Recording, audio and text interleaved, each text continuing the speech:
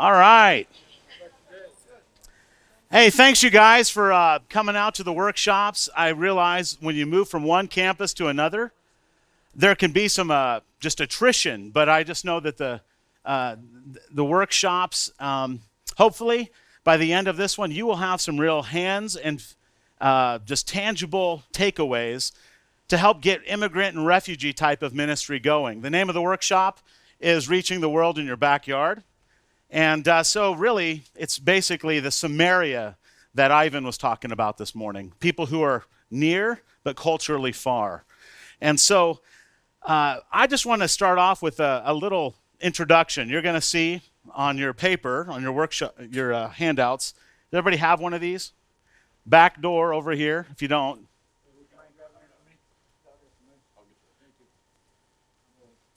Good. Yeah, just pass them around.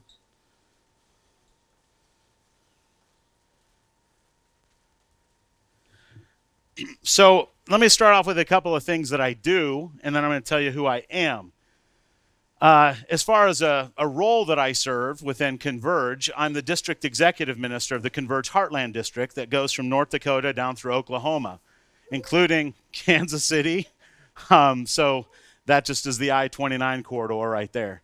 And so that's something that I do. My family, my wife, Carrie, we've been married 24 years now, and my 3 kids are awesome, Caden, Cole, and Kinsey. Many of you prayed for our daughter, Kinsey Capaldo, and I just want to say thank you. She just came off of a great camp week, and she's doing fantastic. So those of you who know that story of Kinsey Capaldo, anyway, just thanks for journeying with us on that. So who am I, though? Let me just tell you, we all have this. We all have a story that's more than who we say we are in our introductions. I'll just start it off. I'll give you an example. And you can fill in these little boxes. These are little bullet points that you can fill in along the way for yourself. So, yeah, my name's Jim Capaldo. I'm Italian. I'm German. I'm Dutch. I'm Irish. I'm Mafia. I am Amish. I'm Catholic. I am pietistic. I'm a Christ follower. I'm a South Dakotan. I'm an Iowan. I'm a Nebraskan. I'm a Texan. I'm a Washingtonian. I'm an Alaskan. Ya Ruski. I'm a Russian. Ya Sibiryak. I'm a Siberian. Men Tivada Chorgen Men. I'm a Tuvan. I'm a pioneer. I'm an explorer. I'm a survivor. I'm a citizen. I'm a son. I'm a father. I'm a husband. I'm a neighbor. I'm an American. It's good to meet you. Who are you? Just spell that out a little bit. And then what I want you to do is introduce yourself to somebody you don't know around you. Okay? So just take a couple of minutes and fill out who you are.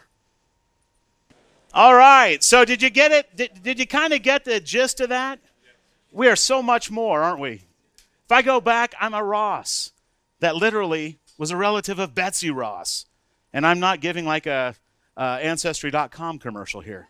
But I go back and I look in the Italian side, which is Capaldo, as I often will just kind of seriously joke, is Italian from Swedish. But it's just amazing when you look back. Look at the last names. I'm a Huel. I'm a Mason. I'm a Capaldo. I'm an Overmacher. I'm a Dusenberry. I don't know how an Italian mafia connects with an Amish Pennsylvania Dutch. Some people joke that somewhere there was a horse head involved, but I don't know. Not as bad. I don't know, man. You really wore your identity today, the Cleveland Finals. You know, that's better than the shirt my son got this year. We went to the Cleveland Celtics game, first of the year. He got a J.R. Smith jersey, which is really bad, okay? So I know it. Prayer request, that's right. Resuscitation. So here we have. You guys, it's great to see you just kind of getting to know one another. So we are way more. We have a lineage that goes way beyond our skin. It does. I was talking over here to Brett. His last name Kara, Turkish language, black, Karanovic. So it's just an interesting lineage and history even in that name. So it goes way back, even way beyond what maybe we stereotype one another as. So who are we is the question that we're really looking at.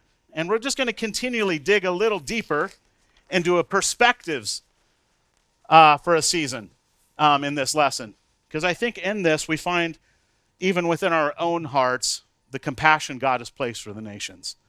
So, first of all, when we look at who are we say, first of all, that the whole world is full of people who are departing and arriving, either voluntarily or involuntarily.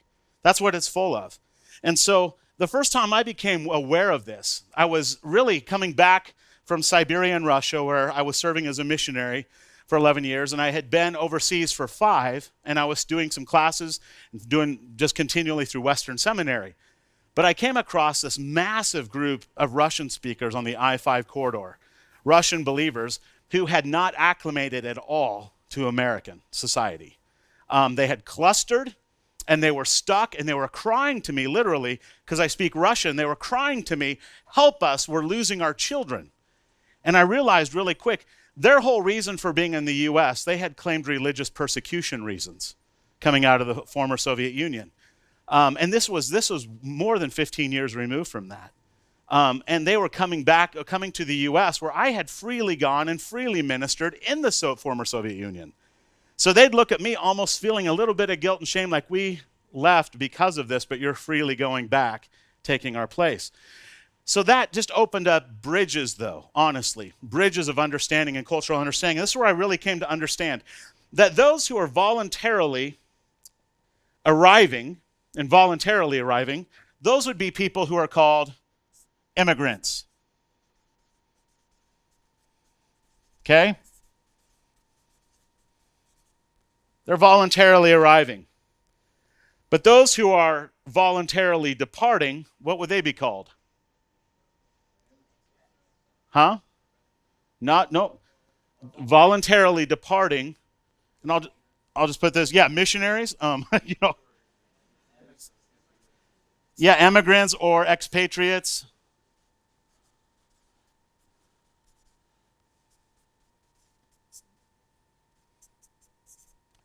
Spell that right. Somebody who's a good speller. Let me lean on you. There we go. Expatriates, okay? Then over here, when you come over here and you're voluntary or you're involuntarily arriving, coming into the U.S. involuntarily, what are you called? A refugee. Okay? What else? Yeah, asylees. 2 S's in that? We'll do it. Okay. 1 S? Well, forgive me. Okay, and then I'm going to write this word down because probably got this one wrong too. Trafficked. Okay? So slaves, but trafficked. And that looks different today. So we have these involuntarily, and then those who are departing involuntarily, what would they be called? Deported, okay. Yep. Or exiles. Okay, could put deported down.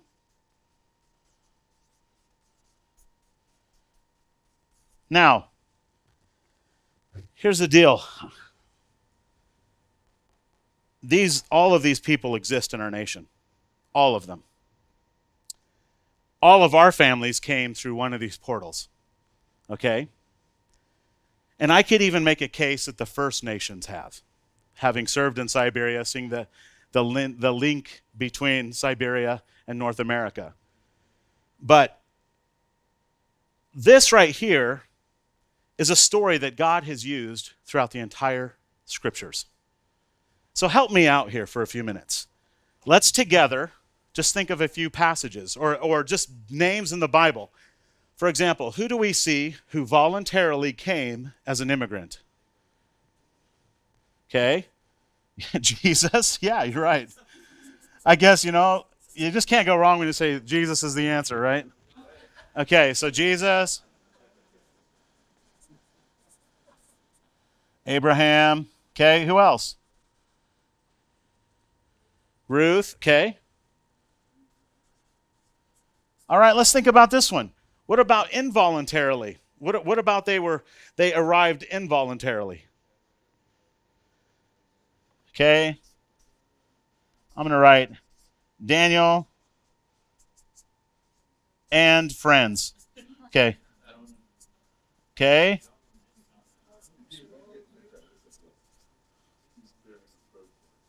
All right, there's several of them, right? What about this? Who is it um, that departed involuntarily? He could be both, couldn't he? Who? Naaman? Okay. Yep.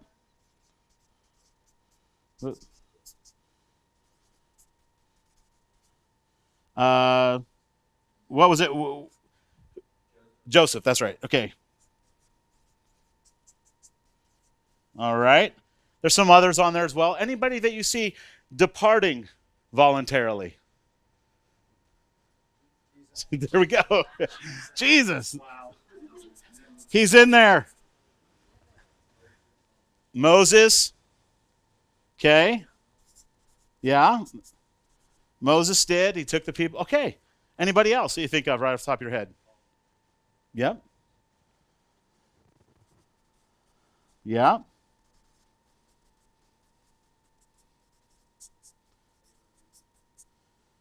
Okay. Good.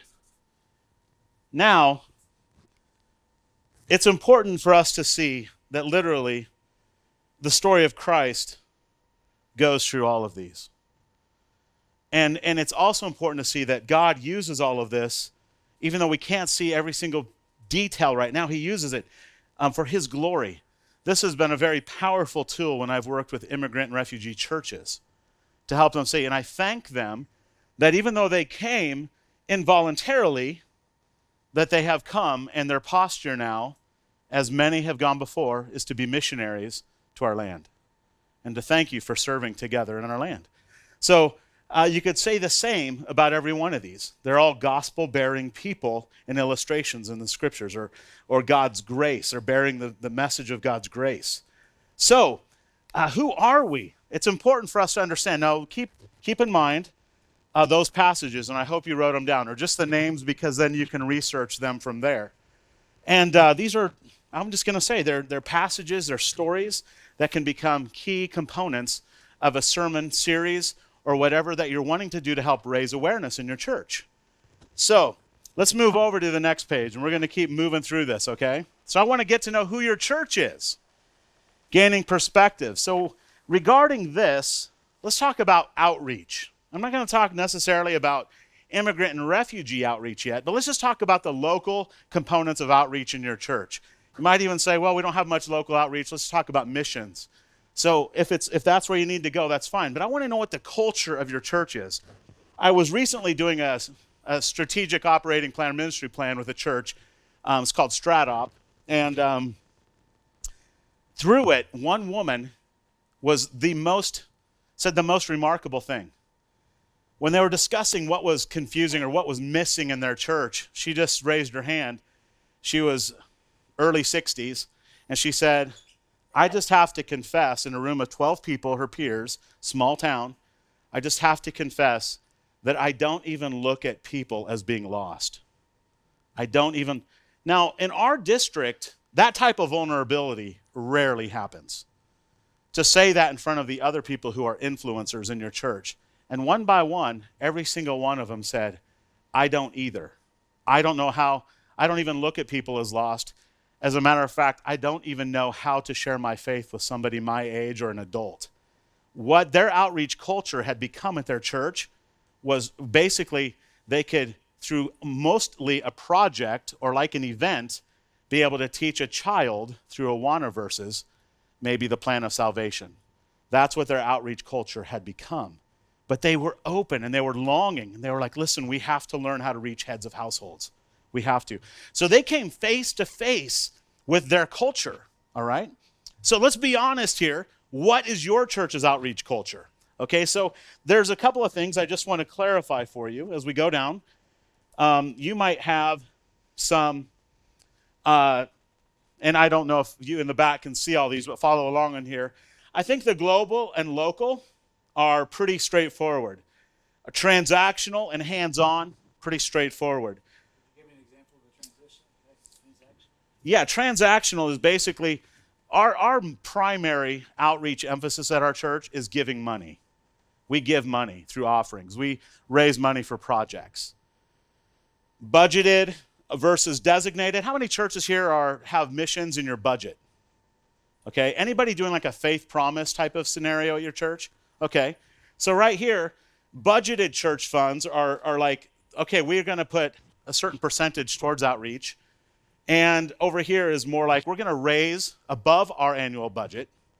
And the missionaries we support are going to have to be supported by individual gifts above and beyond the tithes and offerings, or tithes, okay? So then there's collaborative versus autonomous. Basically, collaborative or maybe cooperative, we work primarily with other organizations who put programs together, or we work with other churches. Whereas some churches may be large enough, maybe they have the need, maybe nobody else is doing anything, so they develop their own programs, all right? The other thing is this: are you centralized? Does the church leadership pretty much define everything? Is it something like if it doesn't fit into a certain group's vision, then it really doesn't get any traction, quickly dies, is suffocated? Or is it something where a centralized church leader is really trying to get the heartbeat of the church, but they're going to make all the decisions, versus decentralized where maybe the authority has been given to smaller groups? Corporate means that we're going to do this together as a church all the time, versus individualized. We want individuals to go and do it on their own, whatever they feel the Lord leading them to do. This one is a little bit of a different concept, though. I just wanted to give it to you. Pipeline is where pastors plan and others participate. So basically, it's kind of like as if the church were a GM factory. We're producing programs for people to consume, all right? Instead of cars, the church produces programs. So we're going to produce an outreach program. We want people to consume it, okay? And it may be right in line with how everybody thinks, but we're going to put it together, and then what we're going to do is kind of a plug and play. We want people to get in and get involved. So that would be the pipeline mindset. The other one is the platform mindset, which says we want our members to go ahead and plan these and to also participate in them.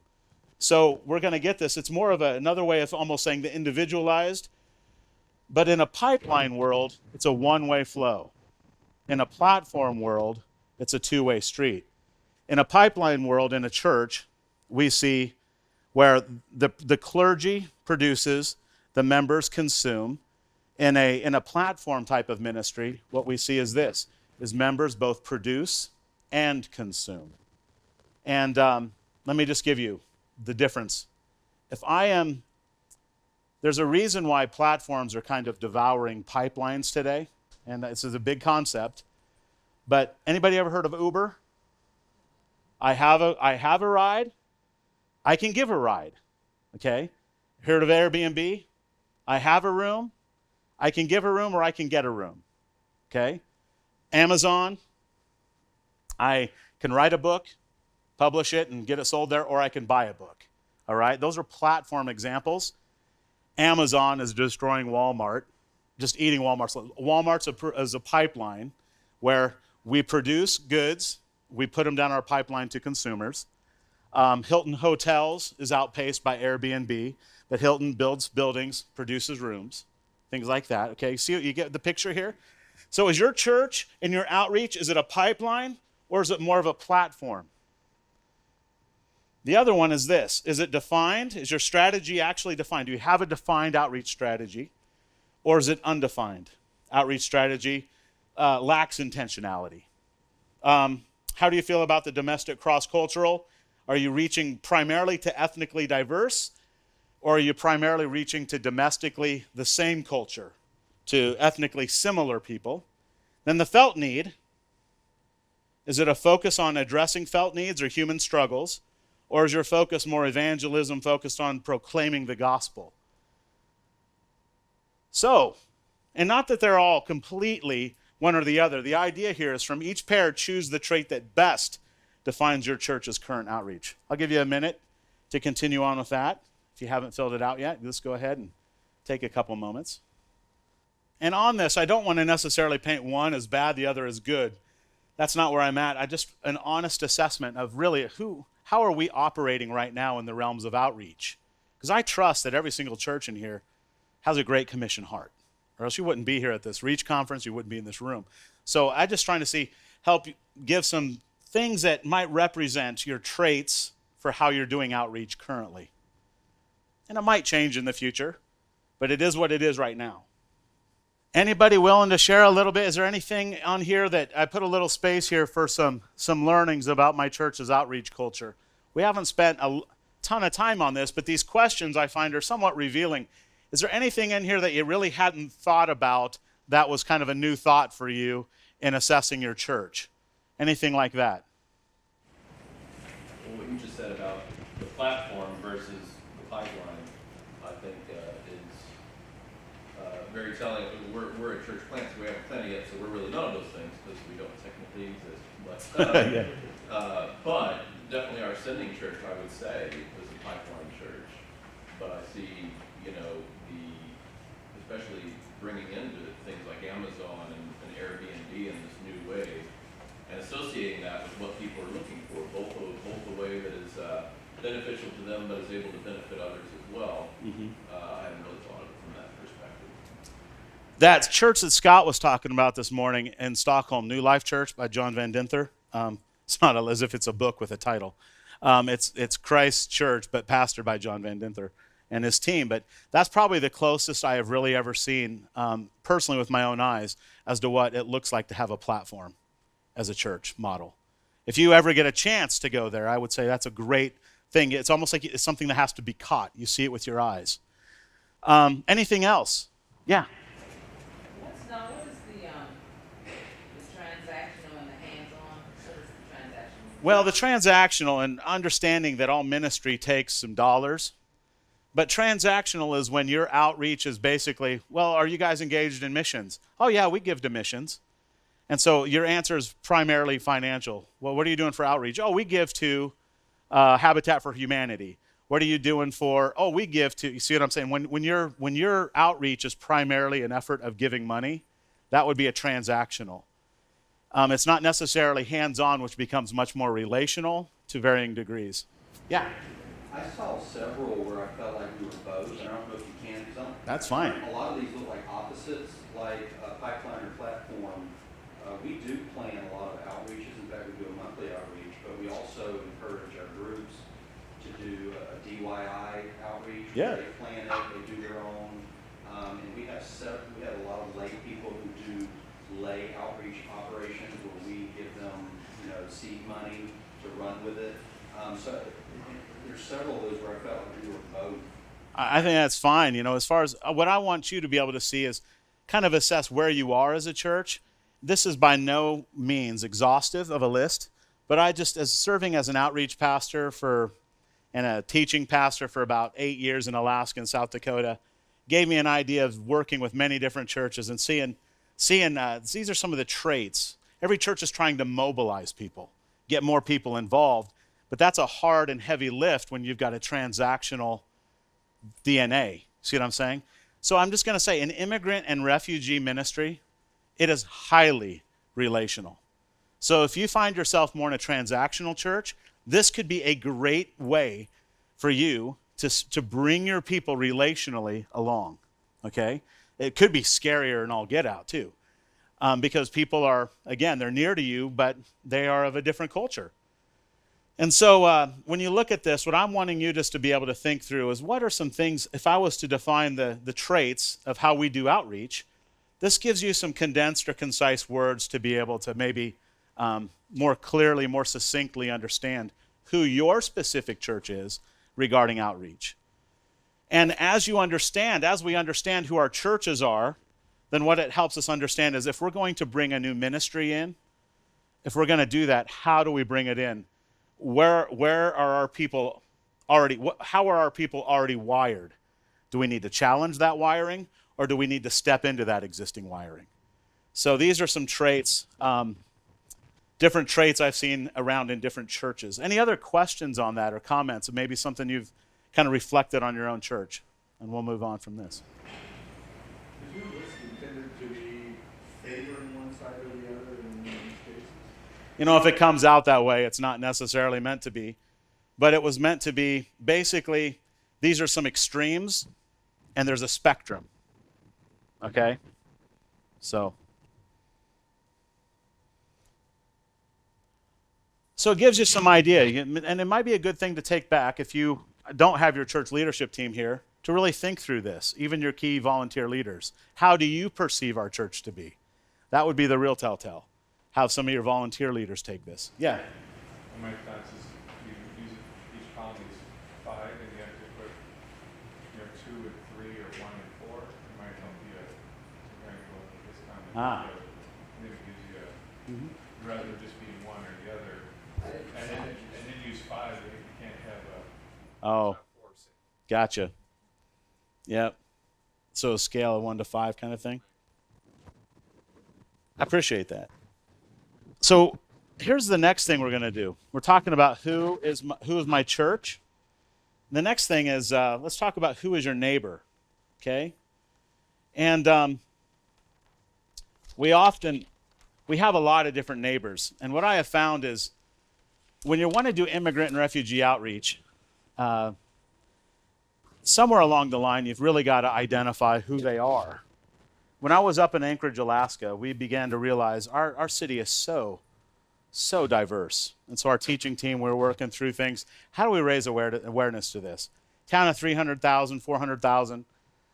You've got many different, 140, 150 different ethnicities, close to that many languages being spoken in public schools. And you know what? The same is almost true for Sioux Falls, South Dakota, which is kind of Norwegian, Scandinavian central. And so cities are becoming much more diverse. But how do you raise awareness of this in churches?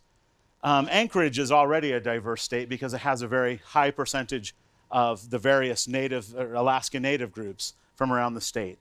But when you add to it all of the Pacific Islanders, and then there's a whole group of African Americans that came up and built the roads that allowed people to get to Alaska during World War II, and they homesteaded in Alaska, and it was just fantastic churches. And so when we start looking at who is our neighbor, what is going on here, we didn't necessarily want to break it down by in any kind of a racial thing, but we did want to look at more at ethno-linguistic and cultural barriers is what we really wanted to look at. There's a thought in missiology. It's called a Unimax people group. A Unimax people group is the largest grouping of people through which the gospel can flow effectively without reaching a culture or language barrier. All right? So when we look at these, I think that these can easily break down into some of those Unimax groups, but especially this top part. So here's what we did. We looked at all the different groups of neighbors that we had, and we asked the question, who is my neighbor?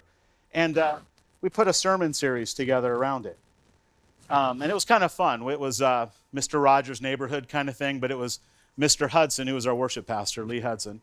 He'd come out, and it was Mr. Hudson's neighborhood, and instead of coming out and putting slippers on, he came out and put on commercial fisherman gear, and just we went on from there. And our church was built into a commercial fishing plant. So it was a large thing called Change Point, and it had been renovated. And so it kind of fit the motif of what we were doing. I'm not sure what your motif would be, but what I want to ask you on this is, who is your neighbor? And specifically, because we're not going to have time to go through every single one of these, I want you to focus primarily on your emerging neighbors. And let me explain these. Emerging neighbors, immigrant and refugee neighbors. Who are the top in your region or who the Lord's laid on your heart? First neighbors are our Native American neighbors, where we have many different tribes in South Dakota. This is a big deal in South Dakota. This is a big deal in Alaska. So we have this dynamic, and perhaps you have Native and First neighbors as well. Marginalized neighbors would be those people who are incarcerated, jail ministry, prison ministry. Our district has a church in a prison. I don't know if your districts do. It's called Prison Lighthouse Fellowship. But who else? Maybe people who are homeless, People who a lot of churches, how many of your churches would serve at some type of a soup kitchen or a meal or gospel mission, okay? So you'll have a lot of marginalized, but it's not just marginalized here. Sometimes this is single moms. Sometimes this is the elderly, okay? And so how do we find these people who might just slip through the cracks in our society and struggle? Influential neighbors. In our church up in Sioux Falls, South Dakota, Senator John Thune, okay? Our church had the mayor, or not the mayor, but the governor in it up in Alaska. What do you do when you've got like major names in your church? How do you minister to those people whom God has given position? How do you actually go and approach them? I don't know, does anybody have that type of a scenario in your churches where there's a person of influence that, quite honestly, would like to come to church as a citizen? Okay? All right. So that's a whole different type of neighbor. And it was really important in our context, especially in smaller states where everybody seems, smaller populated states, I would say, where your senators or your congressmen or your state representatives are often in your congregations. How having people receive some instruction on how to relate. It's a challenging thing sometimes. Temporary neighbors. How many of you are in a college town? All right. How about military towns? All right. Yeah. So temporary neighbors, people who are passing through. They're only going to be there for a season, and there's probably a host of other reasons. And then, of course, the similar neighbors. I would just say people who are kind of like you. Most of our churches, when we talk about are you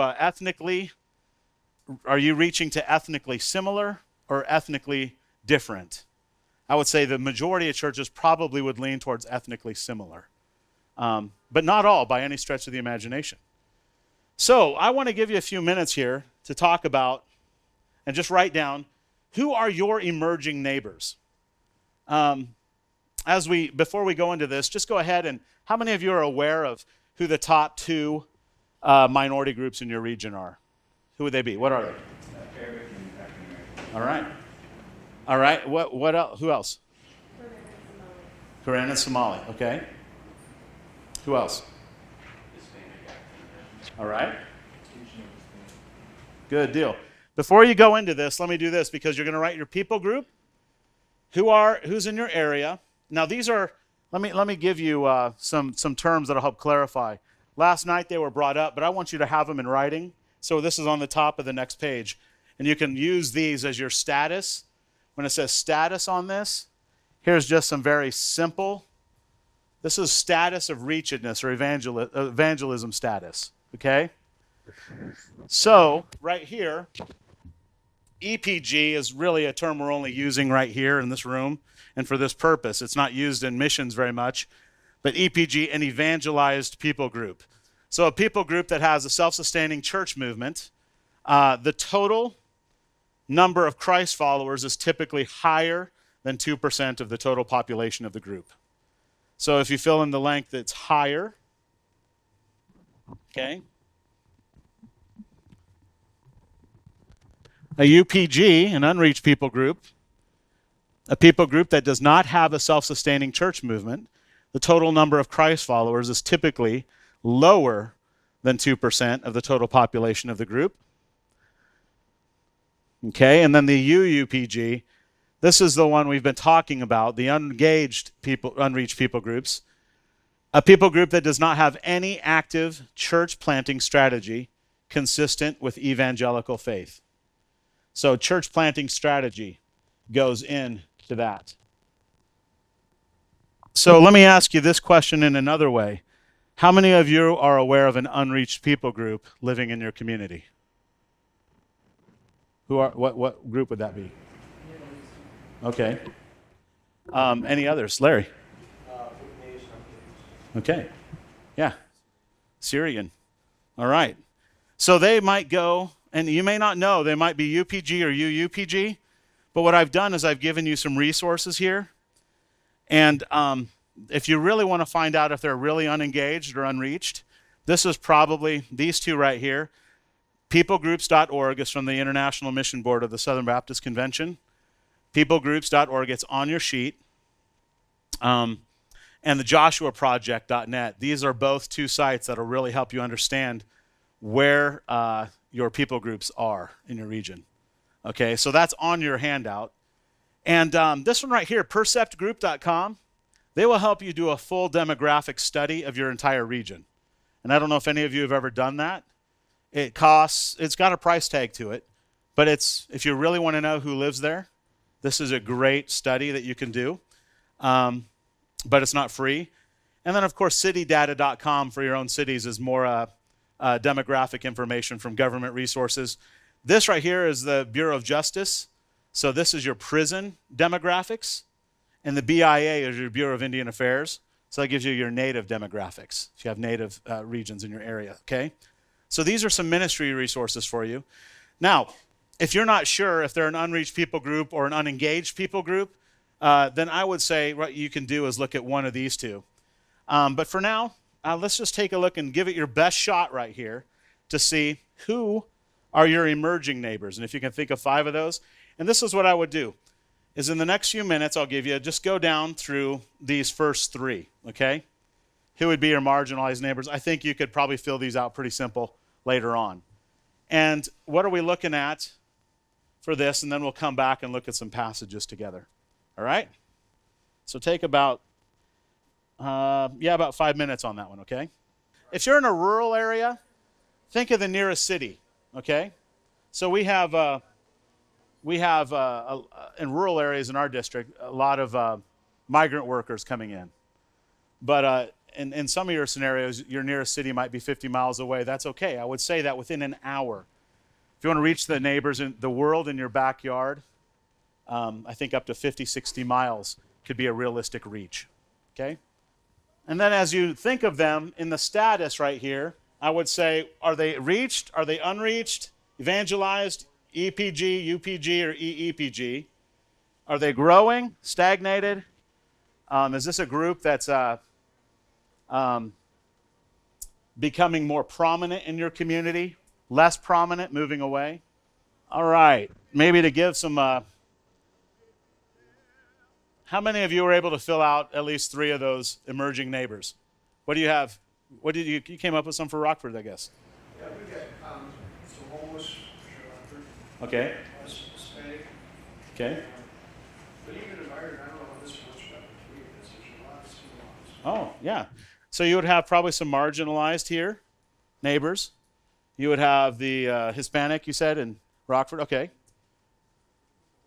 All right, and homeless. Yeah, they would probably be in the marginalized area. And again, I realize, and forgive me, if this term right here, emerging neighbors, is somewhat of a politically correct term given to the group of immigrant and refugees that are coming into various communities. So it's all encompassing here. So emerging neighbors. So as far as that goes, as far as immigrant and refugee groups, anybody else have several that you've identified in your city? No? Yeah.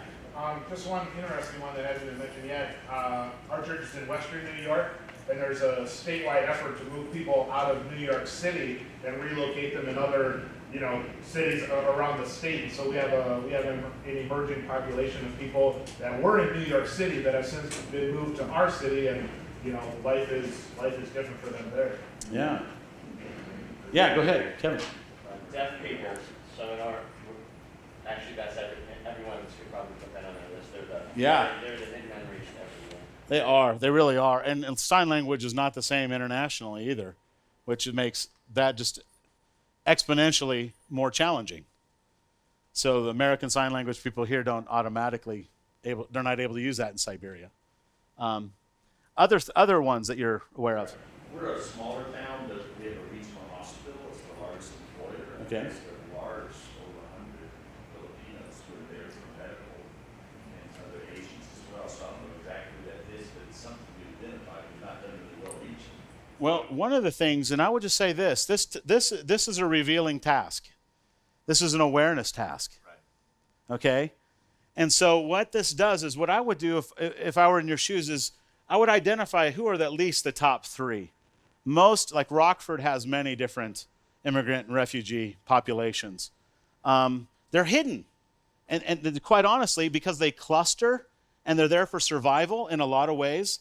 They don't necessarily, they haven't necessarily, I would say, acclimated to American life.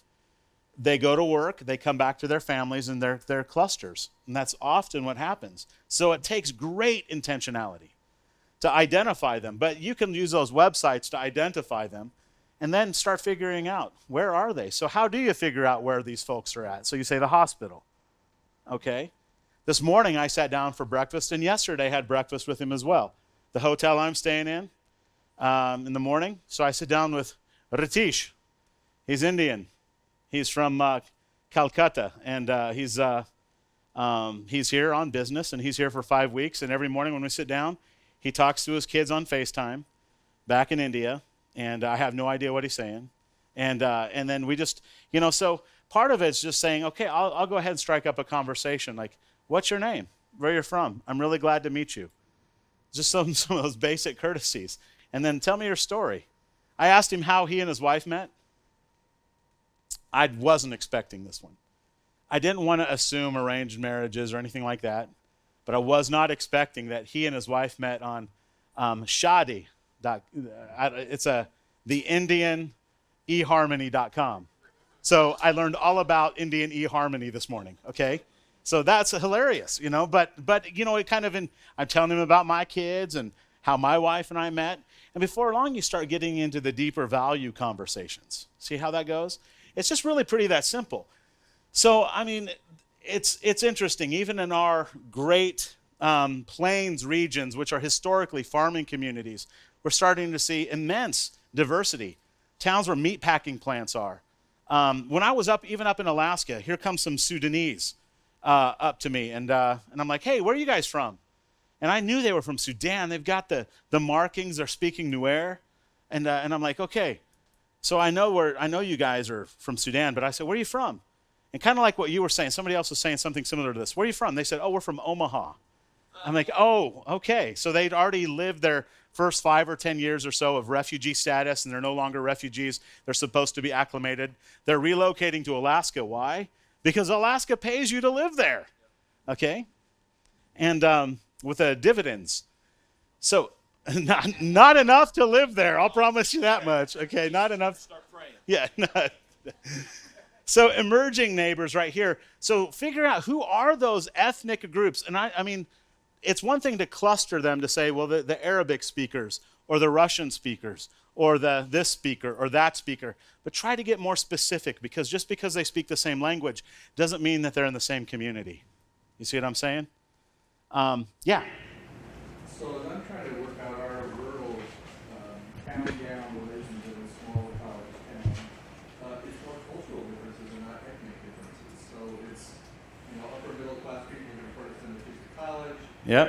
In a community full of blue-collar, Michigan militia, Amish, and I don't find a category up here for them. I might fit into that. Okay. Similar neighborhoods right here. I would put them down as similar neighbors. But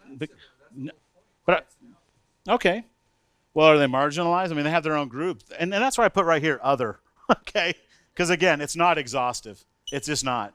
You have your dynamics. Like Nathan right here. He's a pastor and a new pastor, actually, in Stromsburg Baptist Church, Stromsburg, Nebraska. Welcome, Nathan. Let's give him a hand, all right? Woohoo! Okay.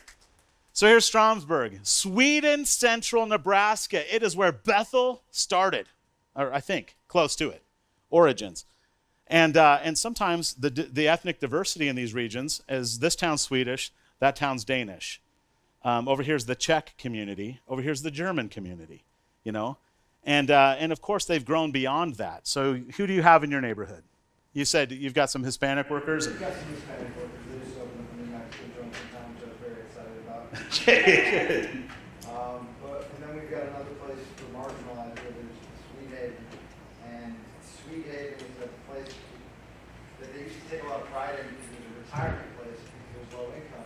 But what ended up happening was, as people retired, they didn't want to move into these 1-bedroom, 2-bedroom apartments with no garage because they were retiring into their homes. So it was no longer functional. So now it's become low income, it's become marginalized. They call it Chinatown.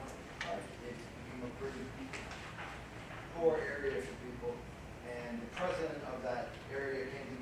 ask, hey, how can you help?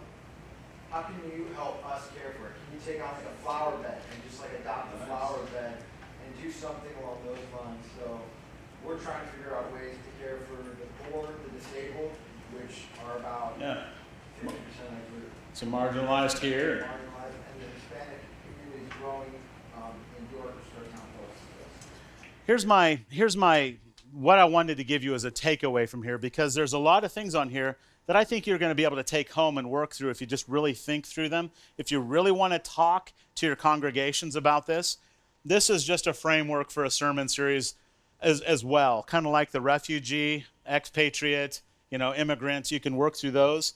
But I would just say this, key passages for what your neighbors are, key passages for immigrant and refugee. We kind of talked about that a little bit.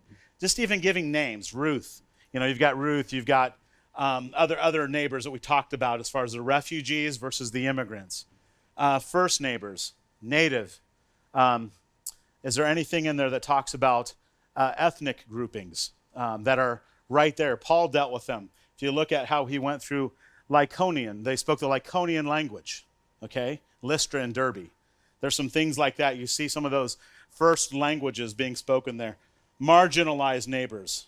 We see this everywhere. Man, Jason gave a fantastic message last night about marginalized neighbors, the outcasts. Man, fantastic. Influential neighbors. We see this. This could be Nicodemus, okay? This could be some of those types of folks. So temporary neighbors, people who are coming through and passing through. Now, here's the deal. The one thing I don't want this to become, and I really encourage you, is to not make this a political sermon series.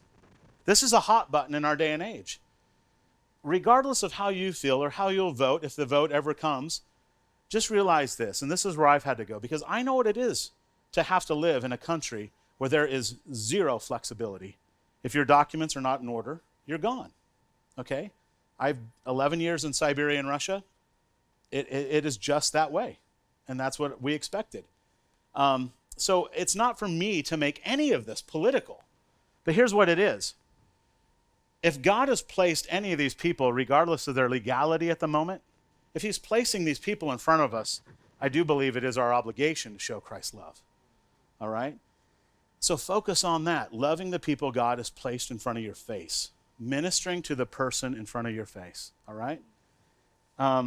So don't politicize it, but encourage people to cross those barriers. So I put this down here, and I would encourage you to go home, and if you were going to preach on this, is just one way to frame it up, one more way to frame it up, okay, to raise awareness in your congregation. And I gave you websites so that you can do research and figure out exactly who's in your region. Get to know your neighbors. One of the most convicting things that I first saw from Eric Swanson, who wrote The Externally Focused Church, was the 9 squares. Have you seen this? Put 9 squares. Your house is the middle square. Can you name who your neighbors are? Can you name all of them around you? And that's a convicting thing. It prompted me to hold a block party just to get to know them. So there's those things. Who are your neighbors in your church? Raising that up, and then there's obviously a lot of different ways of evangelism. But emerging neighbors are a different ballgame. So I want to get you down the road just a little bit further, and we'll get on to this next piece. What are my best opportunities? So let me just ask you just a handful of things. Just tell me. Get it out in the open here, and we can write some of these down.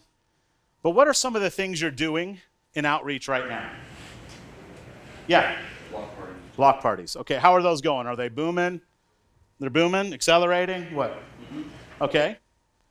So those are going good. Now, I will tell you this. What I do know about block parties is it makes sense. Are the block parties held where the people live, or is it the church putting them on? It's the neighbor in that neighborhood. Okay. Makes a difference, probably, relationally. Okay, so block parties, I'll just throw it up here. What else? What else is going on? VBS. Okay. Okay, where would you put that? How about in this area? Okay, I'll just put it up here. VBS. Okay. What else? Prayer walks and what? And emerging neighbor areas. Okay. So what kind of energy are you getting on that? Is that accelerating, booming? Is it decelerating? Where's it at? Accelerating? Okay. Are you finding that's raising awareness? Okay. Phonathon? Phonathon? Yeah, just dialing numbers of neighbors and inviting them to church. Okay. Where's that at? Tanky. Okay.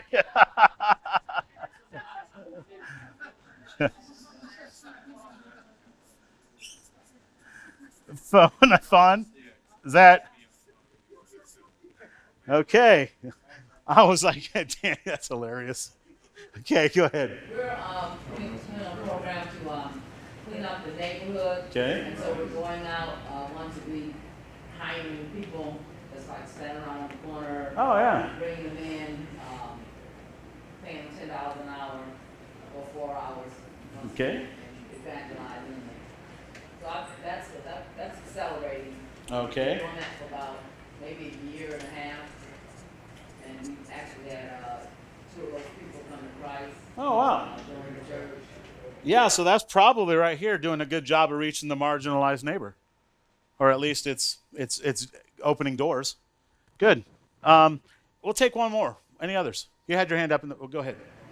We do monthly cookouts in the community. Okay. The community, and weekly meals.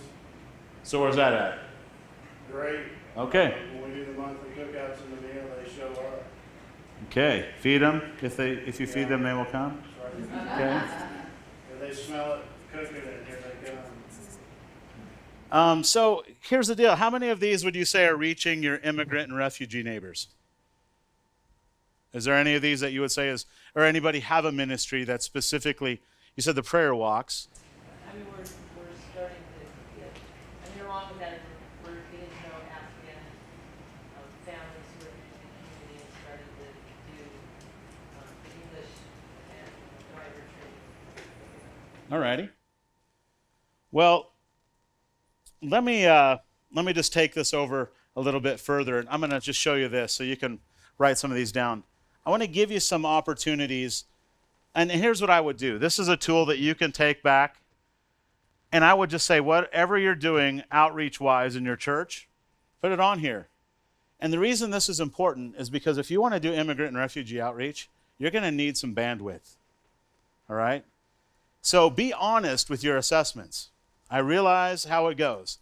I don't want to admit that anything that I'm doing is tanking. But if it's tanking, the phonathon may not need resuscitated, okay? So if it's tanking, maybe it needs to die a natural death and put some bandwidth back in your missions budget. Let me ask you something. How many of you have a maxed out missions budget? Lots of hands. I know there's not a lot of bandwidth in a lot of churches for missions. But immigrant and refugee outreach is probably going to take some type of missions budget money. And so where are you going to get that resource? How are you going to find bandwidth to do something new, to reach the unengaged and unreached people groups in your region? It's one thing to send missionaries. It's a lot easier sometimes to say, can I just pay a missionary to go overseas and do this? Please? Because it's hard, but it's fun. I want to give you the thing about this is it is highly relational. When my wife and I first came back, and our kids first came back from Siberian Russia, we had been living down on the Mongolian border of Siberia for so many years. The doctors were thinking we're all infected with all sorts of diseases. And so we came back and we immediately had to get our kids in lines for immunizations and everything like that. We got in the line and there was a family, a woman that was just going berserk in the line. She just did not understand. She thought the doctors were only going to give her son 2 shots. Now they're giving him 3. She just did not understand at all. And we realized, Carrie, my wife, looked at her and she said, I think they speak Russian. So she goes up to her and introduces herself. Меня зовут Carrie. Как у вас дела? You know, she's like, hey, how you doing? And the woman's crying and crying and crying. She understood her. She looked at Carrie, her eyes widened open. Danya Stoyanovsky. Stoyanovska for the feminine gender. Danya just did not understand. She was at her wit's end. They were 1 week off the boat from Bulgaria. Stoyman and Danya, their son Slavi and Andriana, their daughter. My wife was there to interpret during the birth of their daughter. But we just dug into their lives. We just dug in. And this is where it gets highly relational. You just start learning. So what are the opportunities? Now, I would just say what it does is, and I'm going to give you an opportunity here in a minute that'll make probably a lot of sense and a lot of simplicity. But as far as what your opportunities are, it would be this. I'll give you these first three. They're all going to be relational. And I'm going to give you this. But what I'm talking about, the Stoyanovskis, I'll get to at the very end. It's called being cultural mentors or cultural brokers. Okay? But these are some. Matter of fact, I'll just start there at the very end, and then I'll give you those coming back. But here's the whole list. You can take a picture of this. But let me just start right this. This right here is probably the best opportunities for your churches if you want to reach immigrants and refugees. Raising an army of cultural mentors. Now, the reason I took some time to get here is because I did not want to come into this workshop assuming that nobody's doing these things. Okay? These are things that I have found through ministering with a lot of churches after missionary service, helping to get this going. Army of cultural mentors. In doing and dealing with immigrants and refugees, I have taught them about every societal domain. They need help understanding even the mail system. What about the financial systems? How do you write a check? What do you do? How do you get a driver's license? How do I drive a stick shift? How do I drive an automatic? My women in my country have never driven. How does a woman drive? What do I do? I'm from a very closed background, a closed country where women and men never touch outside of marriage, and now I'm with a male doctor. What happens then? Can you come with me and help me? You start looking at I don't speak English. Help me understand my children. They're going to this public school. I don't have anybody who understands me, and no other people from my group. We are the first here. So there's lots of different things. So you go around and you just think about, what do you have to help with? How do you shop at a store? How do you pay with a debit card? What is a credit card? What is a credit card? Can I just buy anything I want with this? These are the questions. They're just very simple. You know the answers to everything that I have just said. I promise. Cultural mentors and cultural brokers, in some ways, are the people who can really help on-ramp immigrants and refugees into our culture. So it starts with just befriending the immigrant and refugees in your daily life. Ritish this morning, yesterday. And I'll sit with him again tomorrow. He's like, you going to be here tomorrow? Absolutely. And I won't be there the next day, but as far as it goes, just getting to know them, befriending them. How many of you come across an immigrant or refugee in your daily life? Store, work, somebody's waiting on you at a table, hotel people right now in our however this goes. They're everywhere, and we can befriend because they're made in God's image. They're worthy of honor, worthy of respect, and so just befriending them. Partnering with a refugee organization, Gateway. If you look down here at the bottom, the very bottom, these are the refugee agency gateways that you can see by state. So I put the link here, and my apologies that you can't click on this and copy it and put it into your browser, but I wanted you to have it. And if you just start with the first part, it's not terribly hard. You get it. So as far as getting into this is where refugees and immigrants come in through gateways, okay? And then they get resettled into places typically that have low unemployment rates so that there's jobs to be had. So a gateway, the government will say, this is where faith-based organizations come in. And typically it's Lutheran social services or Catholic social services. It might be a different group in your state, but usually it's the same group across your state. And so you'll find that through those gateways, they have some opportunities for families to adopt. This is one idea. Adopt a refugee family. If you have a smaller church, just adopt one family. Love the tar out of that family, okay? Start there. Start simple. Get to know them. You literally meet them coming off of the plane, and you begin the journey with them. But you have to go through some equipping. The challenge when you go through a refugee gateway organization is that you cannot talk about Christ. That's the challenge. So the way that if you really want to talk about Christ, you want to talk about your faith freely with them as it comes up relationally, then I would go over here and I would say, it's time to starting maybe a partnering with an ESL ministry. Start one in your church. That's the draw. ESL, English as a second language, is not a hard thing to train your church in, but it is a way. It's a gateway towards relationships. But I promise you, English is only one of their massive needs in their lives, okay? So, hiring to ethnic outreach priority. Do you have somebody on your staff? Do you have somebody in your church who bleeds this? Get them in place and give them some leadership authority. Here's another way, launching a multi-ethnic church. That's obviously a lot more complex, but reaching immigrant and refugee families through school partnerships.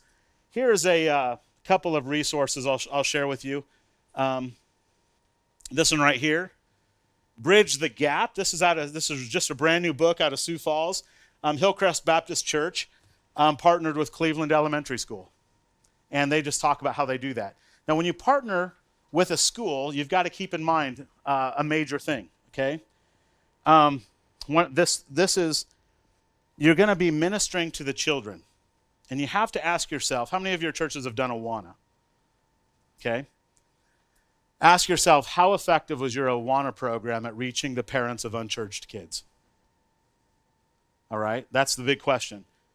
So the big challenge is this, is will you be able to reach the parents through the children, or is it better to reach the children through the heads of households? Okay? So that's a big question to ask. And you have to answer that in your context. I could go and tell you how William Carey and Adoniram Judson differed on that approach, but it's not a new discussion, okay? It's hard. So here's another one. The other one is to start a church right there in your, invite an ethnic church into your community. And here's what I have. If any of you want a sample of what a shared facilities contract can look like, I have some up here, okay? And this is the big challenge, is when you have an ethnic church come and use your facility, it all seems really great at first. But the challenge is you've got to really put some parameters around it, put some boundaries around this thing. Know when a beginning and an end is. And if it's going bad, when can you have an end, all right? Or if it's going good, how do I from there bring things along and say, we want to bring this church on board with us, okay? So there's lots of things that you can do. The other one, this book right here is the other book that I was wanting to share with you. Did you write that, or did you get that This? somewhere else, the shared facility thing? No, I wrote it. Wrote it, okay. Yeah. I wrote it, and then we've used it in a couple of other churches in our district as well. But I did it together with the ethnic pastor. The International Church of Hope is a Swahili-speaking church in our district. And so I've worked with Jean-Claude Diaminda, as well as Dave Vilhauer from Faith Baptist Fellowship, and this one. So anyway, it's got a few different voices speaking into it. This is a great resource, you guys. Middle of everywhere. You feel like you're in the middle of nowhere sometimes when you go to the far out countries, the unengaged, unreached peoples. But when they're all in your city, you're kind of in the middle of everywhere. That's her concept here. Mary Pfeiffer is not somebody who I would say is a believer in line with us, Methodist upbringing. But what she writes about helping refugees is bar none the best book I've ever read on the topic. It's refugee-oriented, not so much immigrant, refugee-oriented. So these are some things that I just wanted to give you some resources. Here's another one. You can take the, I'll give you this for a few minutes, and then I'll close off just explaining this plan of action. So the next thing, the next page is this, values. And if you have time, what I wanted to give you was this. To fill this out on your own, here's what I would say. Go back over here and look at your emerging neighbors list.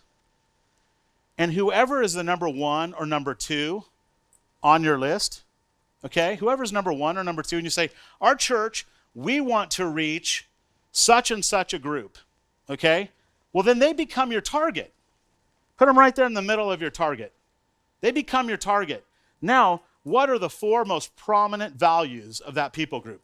Peter Drucker, and this is kind of how I laid this out, he said this. He said, there's 5 great questions. Number 1 is, what is your mission? And I hope that all the ethne fit into your mission. Ivan Veldhausen said today, he talked very straightforward about that. It needs to be not just reaching many people, but many peoples. So when we look at this, who are you specifically targeting? What are their primary values? That's the second questions that Drucker asks. Drucker asks, what's your mission? Who is your customer? I realize we don't talk like that in churches, but who is your customer, and what is your customer's values?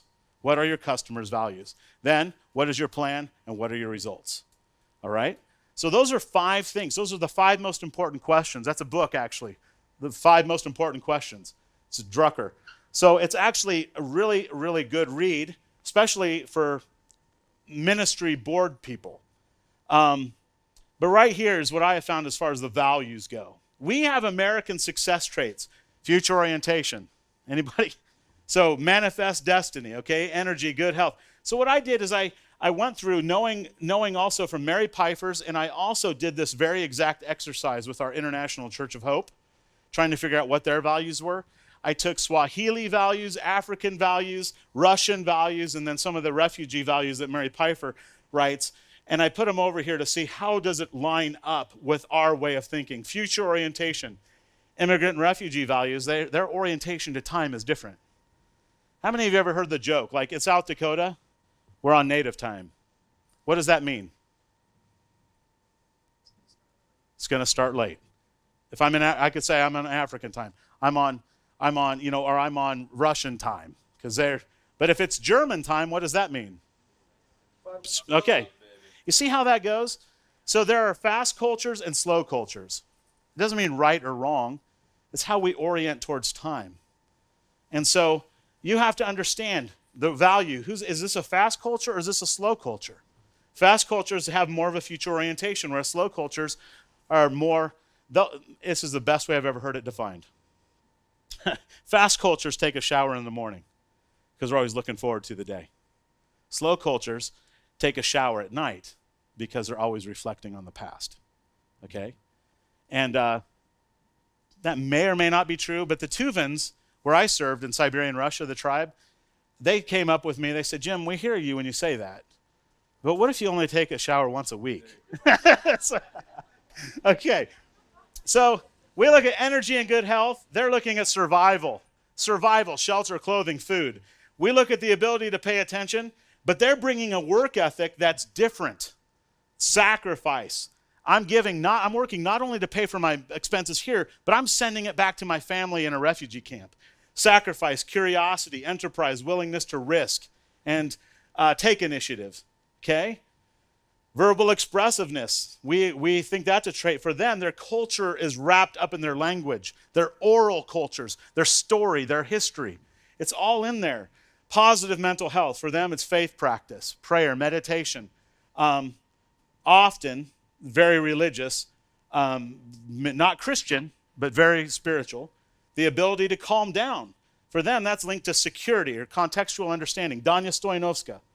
She didn't know his son was getting 3 shots, immunizations, and that they were good for him. She was just scared, so she couldn't calm down. Flexibility. For them, it's adaptation and resilience. The word resilience comes up so much. Intentionality, lovability, the ability to love new people, good moral character. Take that photograph and meditate on this, because these are the values that you're leaning into. And there is a way that the challenge is many American churches will try to impose our values onto the immigrant and refugee, okay? And just because we're imposing, that does not mean acclamation. They may adapt for a season. The second generation will probably acclimate, third generation. But what that's called is when we're continually pressing our values and expecting them to align. That's called ethnocentrism, where our way is the best way, all right? So be careful with their values. Get the relationship strong enough to where you could actually sit down and talk with them about their values. So here's the plan. And I did not give you answers for this, but I'm going to give you some fill in the blanks. Raise awareness is a strategy for you. So I left you some questions. How will you personally experience this? How will you catch it? How will you research this? How will you preach on it or teach on it? So it's sought, it's taught. How will people personalize it so it's bought? When you raise awareness, you must make sure that you give people a next step. So what's the next step for this? And I'm going to say this: empower your leaders. Empower a leadership team to deal with immigrant and refugee outreach. Out here in the corridor, you're going to find that there is a table for perspectives on the world Christian movement. So how are you going to equip your leaders? And this is it. Among other things that I do, I'm a perspectives instructor for the U.S. Center for World Missions, and we do these in 10 different locations in our district. If you think your town is too small, Platte, South Dakota, a town of 1,100, had 50 people in their Perspectives on the World Christian Movement course. They have ministries to Ethiopia. They're looking to figure out what they're going to do with the big tourism surge they have in the summers on the Missouri River. Things like that. So they're very missionally looking at this. And I tell you, if you want this to fly in your church, it's going to take top leadership to give a voice to it. So Perspectives on the World Christian Movement, you can find out where there's a course next to you or near you. And again, they're out here. So I would say that's one way to really empower a leadership team. But the other thing is this, is getting your team together. You're going to have to say, what will I empower them to do? Can you let them help agree on the target? Can you allow that team to put together the plan and have ownership? And also, how will you plan to fund this? There's a workshop I do. It's a 4-hour workshop that is called Maximizing Outreach Workshop.